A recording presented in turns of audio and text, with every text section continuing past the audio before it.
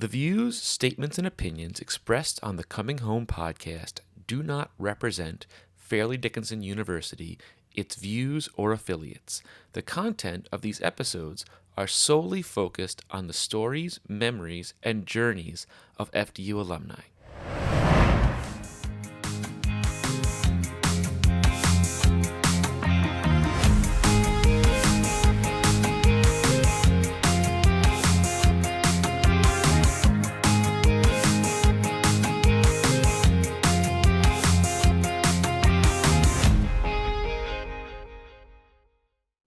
Hi, everybody, and welcome back to another episode of FDU Coming Home.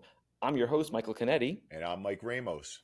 And with me is someone that I have known for almost 25 years now, who, ironically, I was her tour guide when I was a freshman, and she ended up coming to Fairleigh Dickinson, ironically, in the different campus than we did the tour on. So I want to welcome Kelley Kramer to the show. How are you?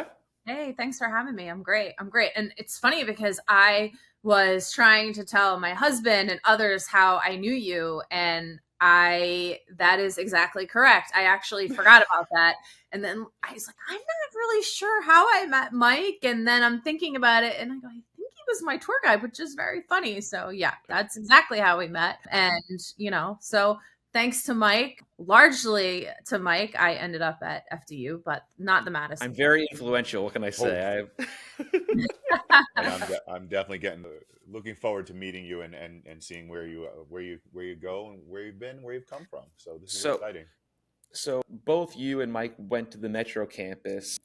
Yep. What was your experience like in your time there on that campus? It was awesome. So the reason I ended up at the Metro campus, I loved Fairleigh Dickinson. So once we did the tour, I loved it, loved everything you had to say about it, knew it was great. But what I really wanted was being really close to New York. So I wanted that proximity to the city because I knew I wanted to do something in communications, PR, something like that. I just knew I wanted to end up in New York City. So for me, the reason why I ended up at the Metropolitan campus is because I wanted to be so close to New York. And so for me, and listen, my fall semester was 2001. So it was September 2001. And, I think the 9/11 attacks happened probably my first or second week of classes. It was literally the second week of classes. It was crazy. Funny enough, I was actually, because I was an orientation leader that year, took a class of freshmen into the city on the PATH train 7 days before 9/11. We were there right a week before it happened, which is the most bizarre thing in the world. And then, it was so crazy. So while you were here in your undergrad, so what were some of the cool, some memories you might have from your time on campus, as well as classes you might have taken? So I really bombed out my freshman year. I'm not going to lie. I did not great my freshman year. And a lot of personal changes in my life. My parents called me, I think, in October. So 9/11. And that rattled me a little bit, as it rattled a lot of people. Listen, our campus was greatly impacted. There were parents that were lost from our campus. And, you could literally hear the sirens, on our campus. And I remember going home and looking back on the turnpike and seeing, the smoke rise and cover the entire city. And that is just an image I will never forget. But I just remember feeling like, I need to get out of here. I'm calling my parents, please, get me away from here. Because at that time, we didn't know what was happening. We didn't know what was next. And I'm thinking, I'm on a college campus close to New York. I need to get out of here. But so that happened. And then my parents called me, I think in October, maybe a month later, and said, by the way, we're getting a divorce. And so that kind of crashed me out a little bit. And I did not do well my freshman year. And then the wake up call kind of, when I had a certain scholarship, but I'm not sure what scholarship it was, but basically you had to stay above a certain GPA, and I lost it. And it was a moment in time where it was like, okay, I got to get it together, or, life is over here. Right. And I turned it around sophomore year. I was an orientation leader. I joined the college newspaper. I was on the college student government. So I went from really crashing out to doing really well in all of my classes and actually going to classes. And I joined every organization that you could possibly join, because that was really when I found out I lost my scholarship, that really was a wake up call for me. And so I just dove kind of headfirst into, I have to succeed here. Right. So it was, around it was just a really pivotal moment for me, I think, in my whole life, right? Like looking back, it's like, okay, actually that probably really set me on track for kind of where I am today as a leader and things like that. And I just kind of threw myself into it. In September of 2002, so fall semester of sophomore year, I ended up doing my first internship in New York, and it was with Regis and Kelley at the time. So I think it's Kelley and Mark, but it was Regis and Kelley at the time. And I remember FDU was so great to me because wait. Kathy Lee wasn't there? No, she was already gone. Gone by 2001? Really? So we're getting old, guys. We're getting old. She actually just left. She had actually just left. I think it was Kelley Ripa's maybe like first or second year. She was very young. She was pregnant with maybe her daughter, who's now in college, right? So like it was, but FDU was so great to me because I had a connection, right? My dad knew someone who knew someone at ABC, and I ended up getting this great internship. But come to find out, I secured the internship, but then come to find out, the rules were you couldn't really have an internship, I think, until your junior year, or it was set up at the time. And so FDU was great to me. And my advisor at FDU at the Metropolitan campus was so amazing to me. Tinker, her nickname was Tinker, Jane Fodderera. She was my journalism professor, but also my advisor. She really fought for me and helped me really secure that internship. So they kind of bent the rules a little bit for me, which was amazing. I was able to do that internship. And that really kind of set me on the road for where I am today, which is I thought maybe I wanted to do PR. And as I sat in the offices of Regis and Kelley taking these calls from these PR people, I thought to myself, I don't want to be begging for you to, do put my stuff on TV, or like, I want to actually make the TV. I want to make the content that people are consuming. And so that kind of changed my world at the time. And, kudos to FDU for letting me do it, because they really did bend the rules a little bit. So it was an amazing opportunity for me that really set me on a track for kind of the rest of my life. So. And I'm gonna chime in there, because this is the typical FDU story we get on our podcast. FDU and saying bend the rules is bad, but what they're trying to do is give opportunities where they didn't see the opportunity, or it wasn't necessarily a policy that was being broken. It's, hey, we can get you to that next place because you have shown us where the path is headed, or where you can go in your thing. I just want to take a half a step back on the other point that you made, or just that first part of your story. Also, we hear that the freshman year, people get there, they don't know what they're dealing with, they don't know who they are, they don't know where they want to go, and if they do, they're not sure how to get there.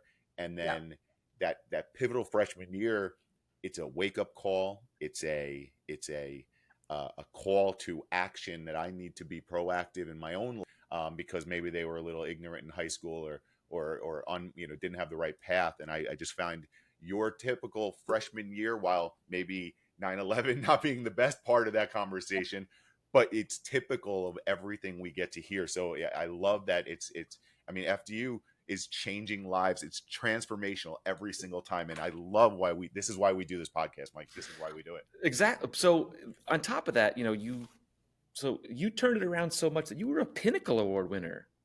Yeah. So when I graduated, I was a Pinnacle Award winner, and I was able to speak at graduation. And it's not just grades, right? So they take into account, and you guys Mike, you probably know more than I do exactly what the process is for that. But, they pick one student speaker from each campus, and I was able to be the student speaker at graduation, which was amazing. And it's very cool that FDU does this, because it's not just based on grades, right? Which grades are so important, and the GPA is so important, but it was also, kind of your personal FDU story, and, the things that you were involved in once you were there. And kind of going back to what Mike was saying about freshman year, my little crash out freshman year, that kind of inspired me to be an orientation leader for the years to come. And that was like one of my favorite parts about being at FDU was being an orientation leader. It's pretty crazy.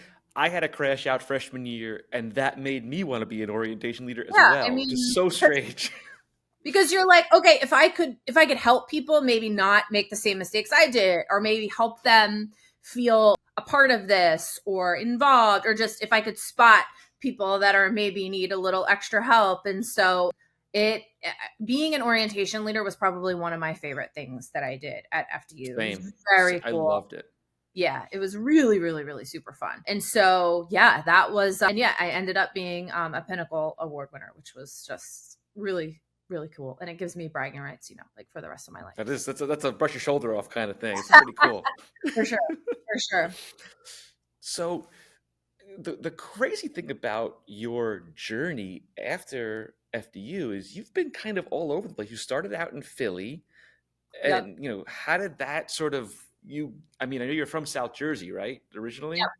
So once that internship happened, I thought, well, I wasn't really supposed to be an intern until junior year, and FDU allowed me to do this, which is amazing. So let me see how many more internships I can do, because I really thought like, this is how you do it, right? It's kind of like who you know as well, this industry, the media landscape. And it was a lot different at the time, but and so one of my summers, I did an internship at the Fox station in Philadelphia, and I interned with their investigative unit, and I was able to, screen phone calls, and, people will call, my toilet's leaking and my landlord won't fix it. And, it's like, okay, well, that's not going to be a story, but let's really dig in and figure out what the stories are here. And that was so cool. And so that's also kind of made, provided a little more guide into where I wanted to go to. I thought, this is really cool, telling people's stories and being able to get people real help. I don't remember the exact story. I wish that I did. My memory is really bad. And I always joke it's because every day, like the job that I do now, I'm taking in so much information at once that I feel like all the old information is now gone. But there was one story that we did, and it was an older lady whom we helped, and the city ended up helping. And I remember her calling me up personally and crying and be like, thank you so much. And I thought, okay, like this is, this is a place where I can make a difference. I want to tell people stories. This is what I want to do. So I interned at Fox, and then senior year, I interned at Inside Edition, which was another very cool experience in New York City. But back to Fox, when I graduated, I didn't have a job lined up, and it was not a great economy in 2005. It was not there were not a lot of jobs for, what we did. But listen, it was very hard for me because I came from, I'm a Pinnacle Award winner and I did all this at FDU and I did this and that. And I was a leader here and there and everyone knew me and, and how can I not have a job? And so it was hard for me, but I was really hustling, and I ended up accepting a job rolling teleprompter for the morning show at the Fox station in Philadelphia. And it was a part-time job. And, it's hard. I mean, it was a hard job. All I would do is show up for 3 hours, the 3-hour morning show, roll the teleprompter and go home. So I'm thinking, well, how can I make an impact here? So I was just the best darn teleprompter operator they ever had. And funny enough, that's how I met my husband, because he was the director of the morning show at Fox in Philadelphia. And he didn't know my name at the time. He would just yell prompter. Like if I messed up, he would just be screaming prompter. So where's my dinner, prompter? Yeah, exactly. Yes, that's what happens. Yes. So thank God he knows my name now. But so I just really proved myself, right? Like I would show up early. I would stay late if I needed to. Do you guys need any extra help? What's going on? Again, I do trace that back to FDU, right? Because all those leadership opportunities that it gave me, I really learned, like, you kind of just take things and make it what you want it to be, right? So I was an orientation leader, and then I think I ended up being like head orientation leader, right? Because that was the opportunity that was there. And I joined the student newspaper, and then was like, okay, then I was the editor in chief of the student newspaper, right? So, I feel like a lot of those skills were honed at FDU as far as taking the opportunities that come at you and kind of never saying no and always saying yes to these opportunities. And like Mike said, it's a great place to kind of just, bend the rules a little bit. It's a smaller school. It's a smaller campus. Everybody kind of knows everybody. And so like, you can kind of do that there, which is amazing. And so, they saw something in me. They promoted me to work on the assignment desk, which was then I was, it was a full-time job then. And I was making calls and, okay, there's a shooting here. I need you guys to go here and, taking calls on the assignment desk. But what I really wanted to do is make news, right? Like that's what I really wanted to do. And back then, I would beg. I'd be like, can I please write a script? Can I please just write a script? Can I please practice writing a script? And no one would let me. So I thought, well, forget about this. I'm just going to go and, I'll go anywhere. Right. And it was, in the TV world, in TV news world, you have to go into a smaller market. And so I applied around the entire country. I mean, when I tell you from Hawaii to Alaska to Florida, to anywhere that there was a job opening, that's where I would go, because that's where I felt like, let's just go so I can kind of start my career as a producer. And I ended up in Green Bay, Wisconsin. I kid you not. I signed the contract for to live in Green Bay, Wisconsin. I'm from South Jersey. Didn't know a soul in Green Bay, Wisconsin, but was so excited to be there and do news there. Signed the contract. And I think a station in Florida called maybe the next day. And I'm like, you guys really couldn't have called 2 days ago? Yesterday. It's been really nice not to be in Green Bay, Wisconsin for 2 years. But being in Green Bay led me to meet someone who ended up working at Fox News, who brought me to Fox News many, many years later. I didn't go from Green Bay to Fox. I went from Green Bay back to Philadelphia, was a producer in the morning show. And then my friend Brian, who now is at Fox News, called me and said, hey, Fox and Friends has a writer position open. Would you like to come? And I said, yes, I would. And that's how I ended up at Fox. So everything kind of comes, full circle. It is in who you know, but also if I didn't end up in Green Bay, I wouldn't have ended up at Fox. So it's just a crazy, crazy full circle. But the one thing I'm hearing, and this goes back as early as your sophomore year, is every single time you were willing to take the risk to put yourself out there, and like the universe knocked back and said, okay, we're going to give this person an opportunity because they're willing to put themselves out there and take the risk. Yeah, for sure. And that's, that's what it's all about. And that's what I tell, people who come up to me now asking for advice, and early career folks at Fox who say, how do I, advance and what do I do next? And it's like, just say yes, right? Like, just say yes. Just keep saying yes. Just take every opportunity that comes. And, that's what I've always did. I never really had a plan or a goal. It was never really on my vision board, work at Fox News and do this and this and this. Although I was always loved Fox and was a big fan of Fox. I just kept moving forward, if that makes sense. And I think it goes back to FDU, where it was like, I could have kind of stopped in my tracks freshman year when I was knocked down and crashed out. But it was like, okay, let's keep moving forward. And FDU was a place where, you could move forward. Right. And you could, it was such a cool, I have so many, good memories. My best friend ended up being, she was my roommate junior and senior year, and is still, my best friend forever. And just, we have such great memories of FDU. And it was just really cool to be a part of that life for 4 years, for sure. Which of the Lindens did you live in? So I lived in Linden 8 freshman year, and it's weird that in memory, I have no memory, but I remember Linden 8. I was Linden 8 freshman year, and then sophomore year, I think I was Linden 6. So weird that you remember this. And then for junior, senior, they had just built the new place, North Point, I think. Yeah, on the other side of the campus. And I lived in North Point, and I think we were 403, I think maybe both years. Right. I mean, we really felt like we were moving up in the world living in North Point. Yeah, we had our own bathroom. My freshman year, I stayed at freshman and beginning of sophomore year, I stayed at Metro campus, and I was actually the mascot of the basketball team at the time, and stayed in the Lindens and all that. And wait, so you were the knight? I was the knight for a year, for a whole season. That's awesome. Amazing.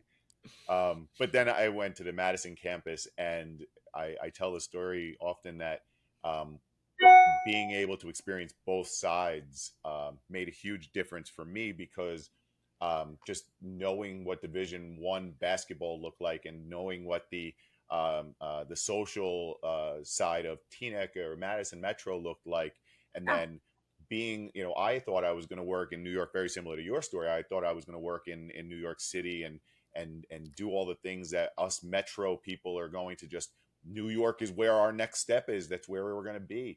And then when I got to the Florham side, my networks changed, not necessarily my friend circles. I just had a 30-year friend circle happen just last week. So it's super interesting that like your friend circles kind of change a little bit, but at the same time, your networks always remain, and where and who, you know, you end up knowing after FDU changes the path of where you get those jobs. I never, guys, not once had an actual job in New York City. I have been on this side of the river. I can't get in. I've been knocking on the door. That's really funny.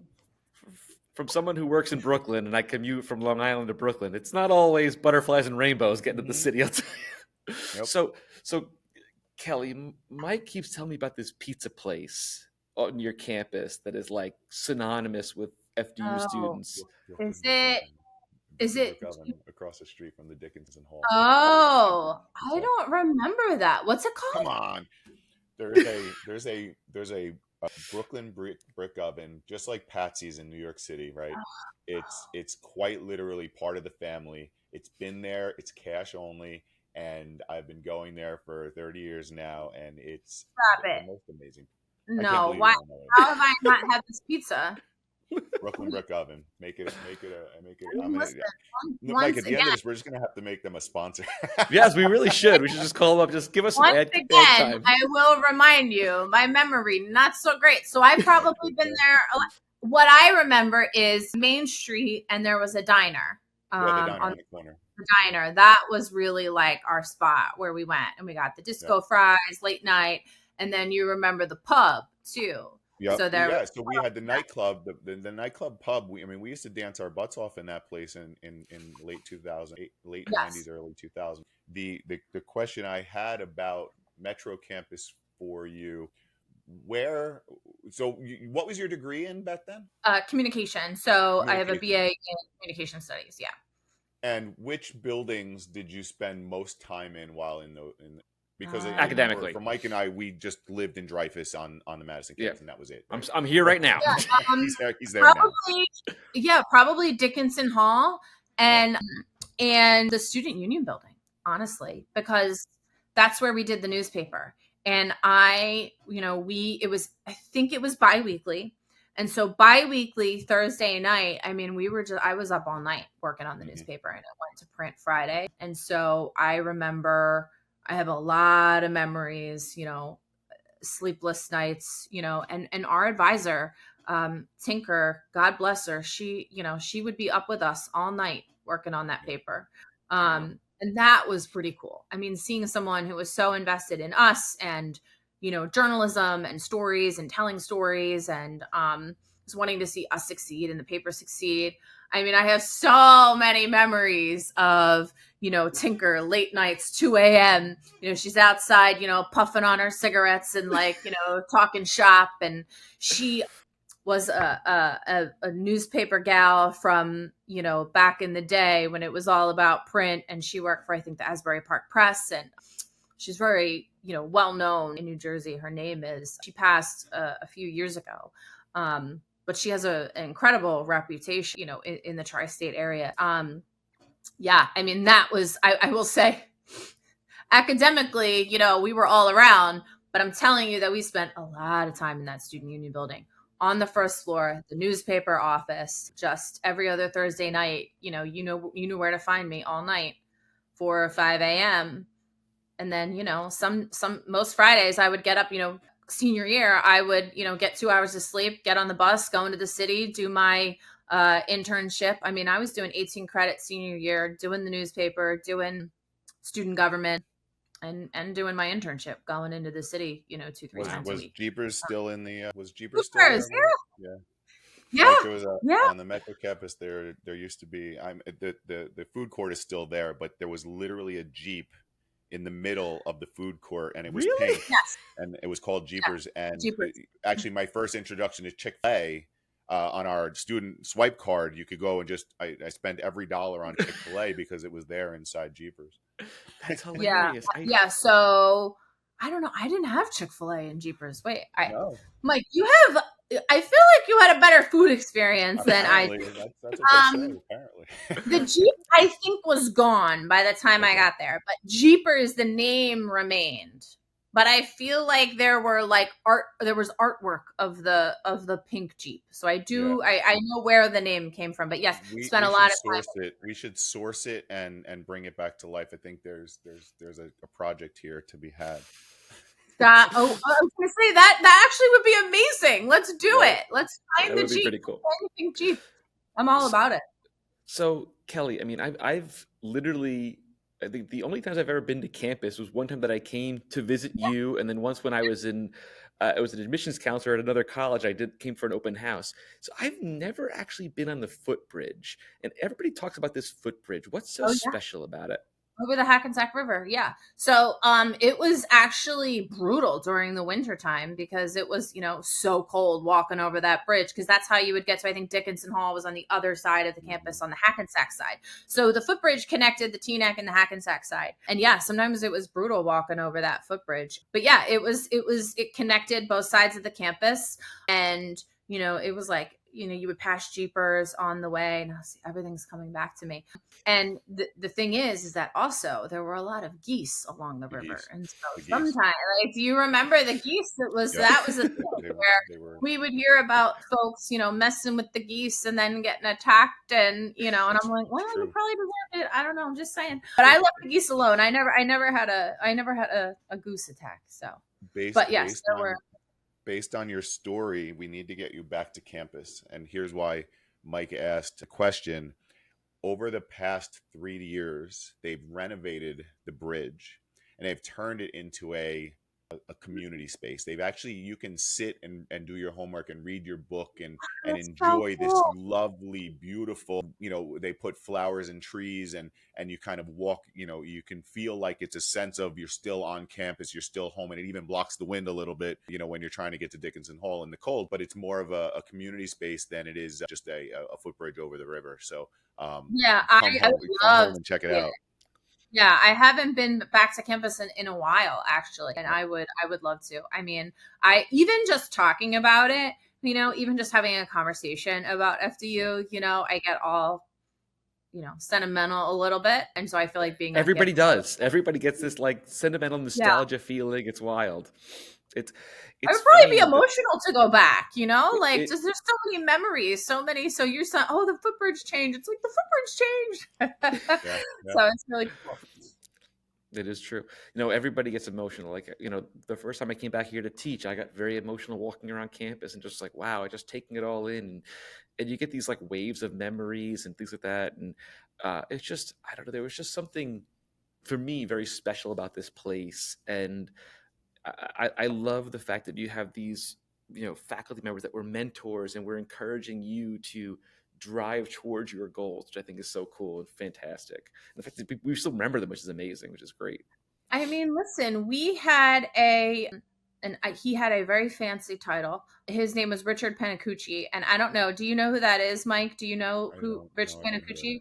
So Professor Panacucci, I think he was a dean or something. I don't know. I'm so sorry. I'm really messing this up. And I should have. Okay. No worries. All respect to him. But he, I think, was an advisor maybe to the Student Government Association. And so I'm telling you, it was something like monthly. He would take a group of us out to lunch off campus, a nice lunch. And this was just totally on his own time, on his own dime. And like, these are the people that are at FDU, right? Like, that's pretty special.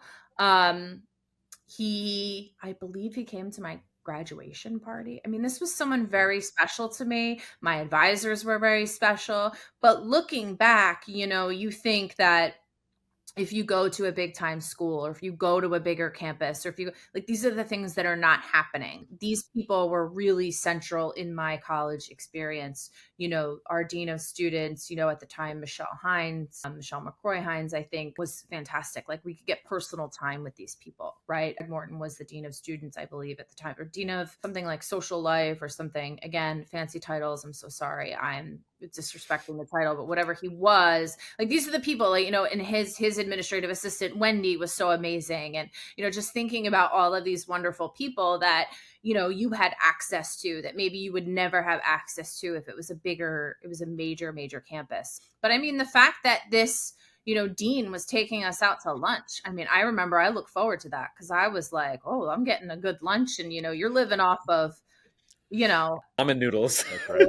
exactly, ramen noodles. And then this guy's taking us out for, a nice fancy Italian lunch every now and then. And it was such a treat. And that's just super special. And it's something I actually haven't thought about in a long time. And, talking to you guys again, it's bringing it all back up. I am friends on Facebook with some of the other folks like Greg Morton and Michelle, and we'll connect every now and then. And some folks I know who are in the development department who have moved on. We also, connect every now and then. And so that's really cool. I think that, folks who go to maybe bigger schools and bigger campuses don't get to do that kind of stuff. I think it made a really big impact on me, and it made a really big difference in my life where it was like, okay, this adult, right, is taking the time out of their day to take me out to lunch and just hang and get ideas, hey, what can we, and it was, a business lunch, right? Where it was like, what can we do on campus better? And what do the students need? And it was very, very cool. So getting to know you over the last 33 minutes, I see that you're a go-getter, very similar to all of the people that I know at FDU. But I have a question that it relates to education and the students or the kids of today. How important is education? Obviously you recommend it FDU, but how important is education? Tell me your opinions on that then and now. So I think it's changed a little bit, right? I do think we live in a world where sometimes, college isn't necessary, isn't necessarily required. I think back then it was like you had one path. I think now there's a million paths to get to where you're going. But what I think is great about going to, a college and specifically FDU is the community and the people and the opportunity that it gives you as far as internships and things like that. I think that I would never, those 4 years, I wouldn't trade them for the world. The people I met, the faculty I met, and I haven't talked about it in a long time. And it's cool that we're talking about it now because thinking back on it, it's like, wow, that, really was such formative years for me.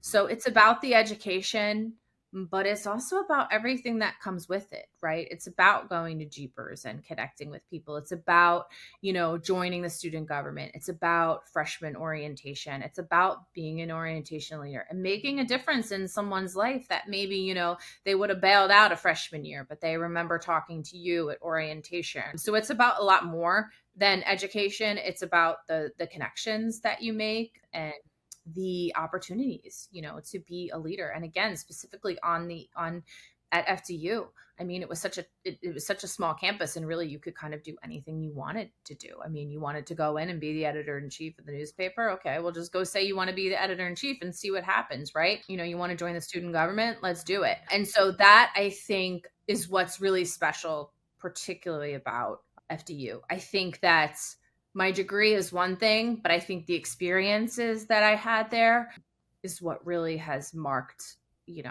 my life, kind of moving out of FDU and moving for, the leadership opportunities that I got there, the speaking opportunities that I got there. I mean, we would, I don't know, Mike, if you remember, but we would have these UN dinners. Oh yeah, they still exist. That is so cool. I remember. Yeah. I just had a student this morning who just said that they just went recently. It's amazing that this so cool. They get these opportunities to meet world leaders, and it's right. You're absolutely right. Right. So that's another thing that's like, we didn't even talk about that, but I mean, I would be sitting having, dinner with the UN ambassador and the president of the school. I mean, that is just really pretty amazing. And then we would do these trips to the UN where, these ambassadors would host us and we would come and we would tour the UN and we would go walk around the UN. And I mean, that is just, that's to me, that's, I don't know if I'm supposed to say this, Mike, but that's bigger than a degree, right? Like that is so cool. No, it's huge. You're allowed to say it because that's exactly why we have the podcast. Yeah. Same thing with the Roxanne experience. Did you have the Roxanne experience? Did you go? I didn't. And I will say, I am not a person who regrets things in life, and listen, I've done a lot of dumb things. But so, when people are like, oh, what do you regret? I'm like, I regret nothing. However, the one thing that I regret is I regret not going to Roxanne. Yeah. Everybody says that. Me too. Yeah, It's The I one true. who regret went not say going it to was Rock. the best of their best experience of their lives, and Yes, everybody who didn't go say, "Wow, I I know. regret not going." I know. By the time that I had the opportunity, I was so involved in the campus that it was really a struggle for me to choose between going to Right. Roxton or And where you staying. were positioned Yeah. already. Yeah. So it was but also like that also speaks to what an incredible experience I had at FDU, where I was like, I don't want to leave this. I don't want to leave, the newspaper, and I don't want to leave the student government and freshman in orientation and all of those things that I was doing. I didn't want to leave. Looking back, I'm like, oh, it's probably just so crazy because people, you talk to just in conversation with people, what's your regret in life? And I'm always like, not going to Roxton, and people are like, wait, what? Explain that to me. So yeah, not going to It's Roxton. hard to explain. It's very. Yeah.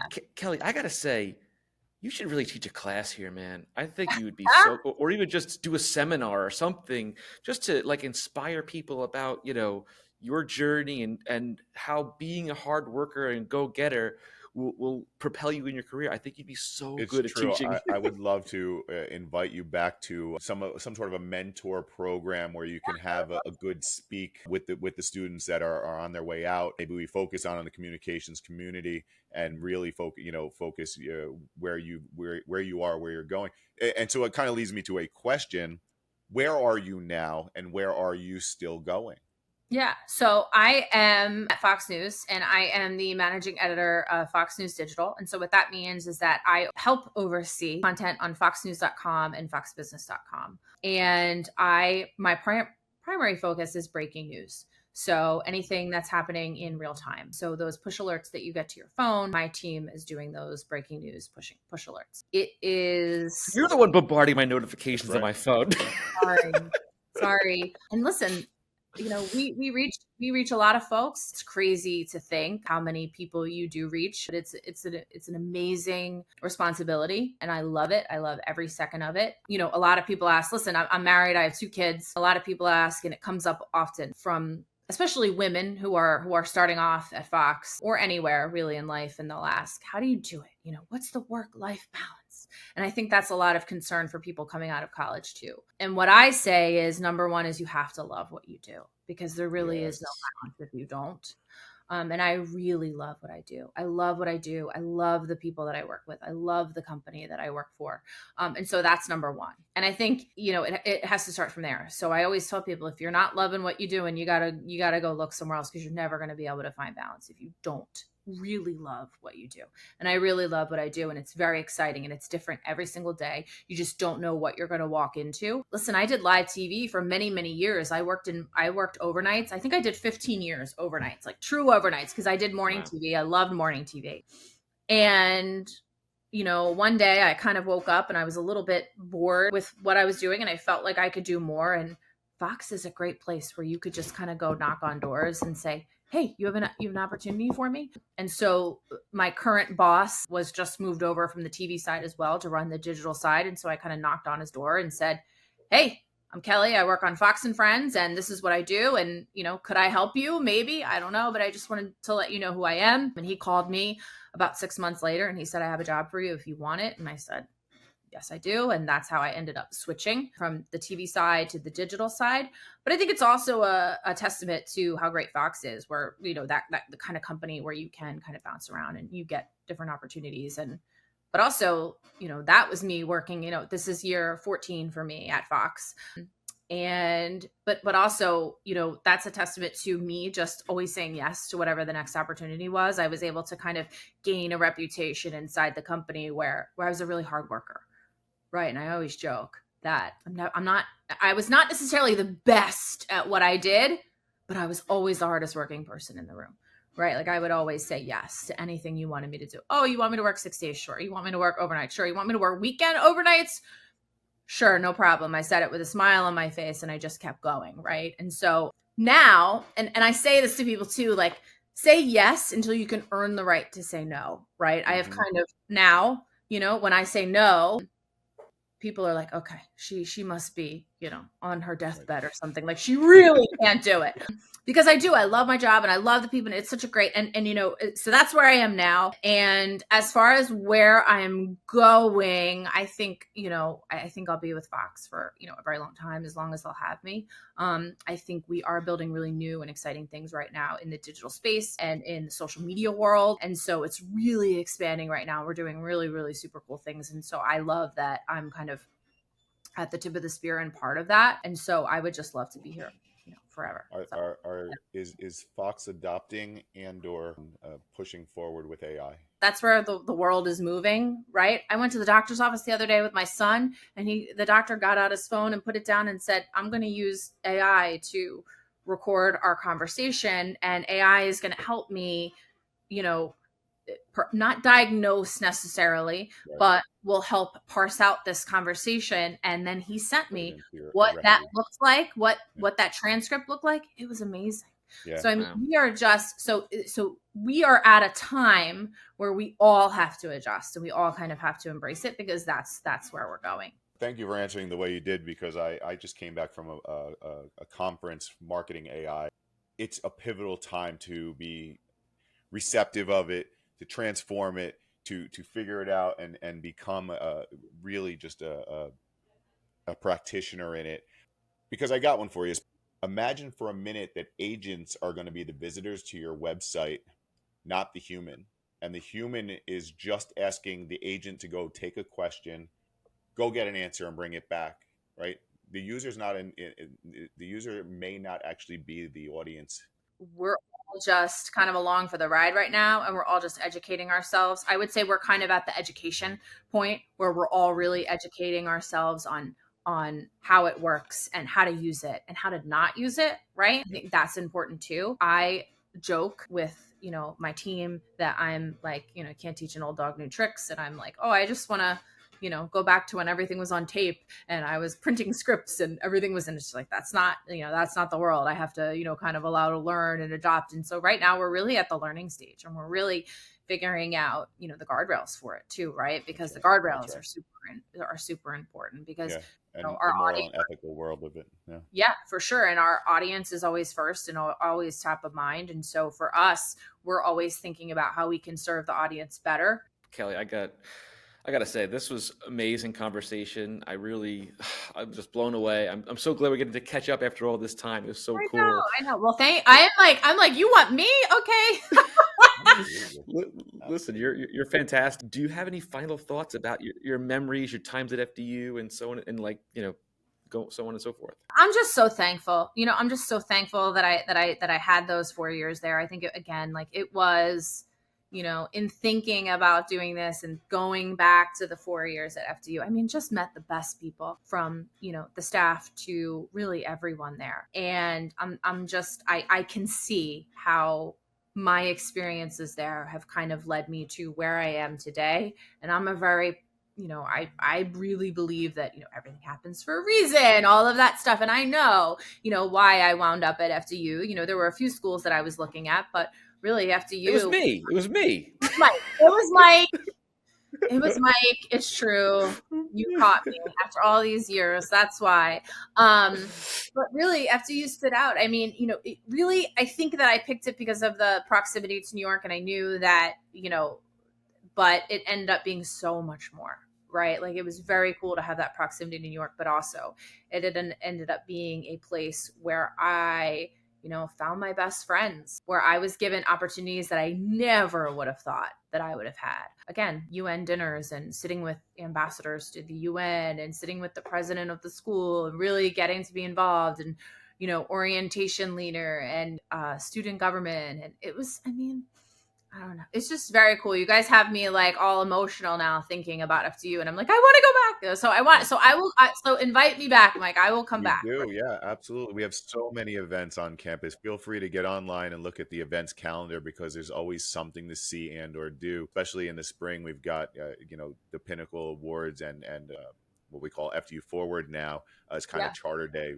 Charter Day has now become FDU Forward. Lots of amazing things happening on campus all the time. So definitely check out the events calendar. And like I said, because I'm on the Board of Governors, we do a lot of this volunteer speaker sessions and things like that. So we'll certainly get you involved. That'll be awesome. Yeah, awesome. I'm here. Thank Again, you guys for having me. This was awesome. Kelley, thank you so much for being a part of this. And, folks, that was an awesome episode. And I want you to remember, folks, no matter where you are, you can always come home again. We'll see you all next time. Bye for now.